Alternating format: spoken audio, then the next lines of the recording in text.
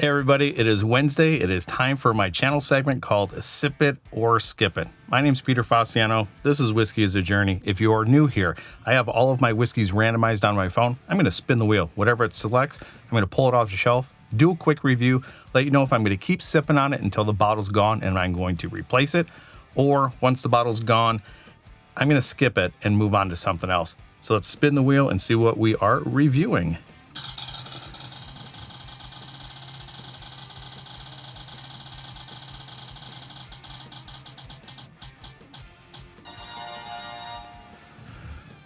We are looking at Maker's Mark 46. All right, so I have last year's version, 2022's version of the cask strength, the 2023 version of the 46 cask strength, but this one, based on my Sip It or Skip It wheel, this is going to be the standard Maker's Mark 46. So let's get this thing poured. Let's nose it, let's taste it. Let's talk about it and let you know if this is a sip or a skip. So classic Maker's Mark, I believe they are a wheated mash bill. And just like always, the information for the whiskey is going to be right here, along with my Sip It and Skip It tallies. Sip It or Skip It tallies. All right, I think Maker's Mark has a very unique nose as far as a profile goes. I get maple syrup. I do get a tinge of that wheated note, like a wheated roll. I think I've said this multiple times before.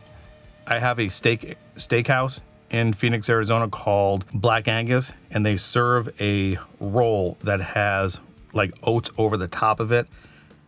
That's what I'm getting when I get on the nose with Maker's Mark and a lot of the wheated bourbons. I get that wheated roll vibe. It comes across as very sweet. I have a good amount of cinnamon spice. This doesn't come across to me as too proofy, and I think it is 94 proof, so 47% ABV. Just a classic wheated bourbon, and you can see that in the mash bill with the information that I provided.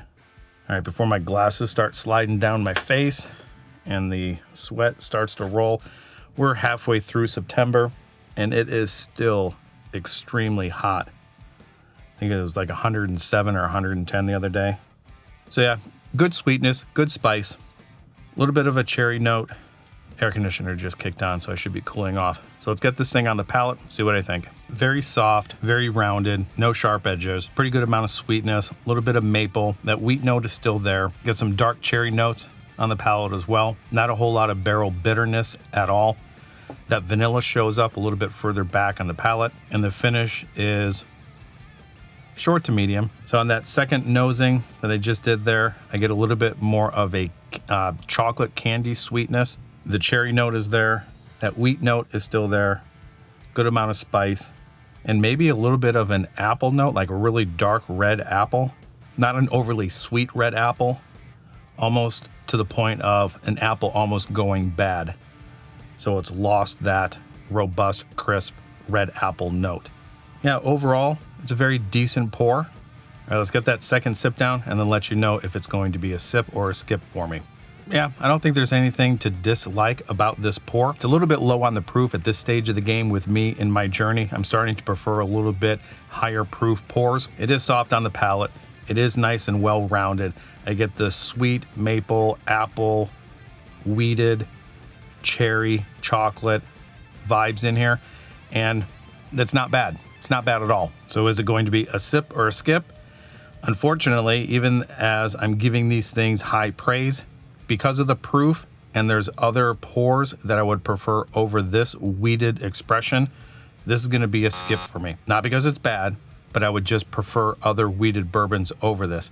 I have a Bernheim, the barrel proof Bernheim, that is an actual wheated bourbon with, it's at least 51% wheat in the mash bill. I would prefer that over this. And I would also reach for those cask strength Maker's Mark 46 over this as well. If you're just starting your journey, I think this would be a very good pour to start out with. This could also be something to test other wheated bourbons against. Because it's a good flavor, it's not overpowering. This is something that you can use to check your palate to make sure everything is okay, because it's pretty consistent. Same things are done with me with Wild Turkey 101 and Buffalo Trace. I think Wild Turkey 101 is a little bit spicy for my palate. So when I'm trying to test things out, I actually kind of prefer to go to Buffalo Trace just to prime my palate to make sure that everything is intact, so I can actually do these videos and come up with, you know, relatively understandable tasting and nosing notes.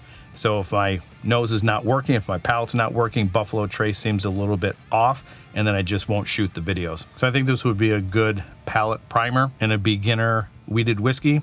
So that's where I'm going to leave it today. Do me a favor, let me know in the comments down below what you think of the Maker's Mark 46 or any of the Maker's Mark 46 products or any of the Maker's Mark products. Give me a like if you like this information. Turn that bell notification on because I go live with videos every Monday, Wednesday, and Friday. That's where I'm going to leave it. Until the next time, I hope you're enjoying your journey, and we'll talk to you later. Bye.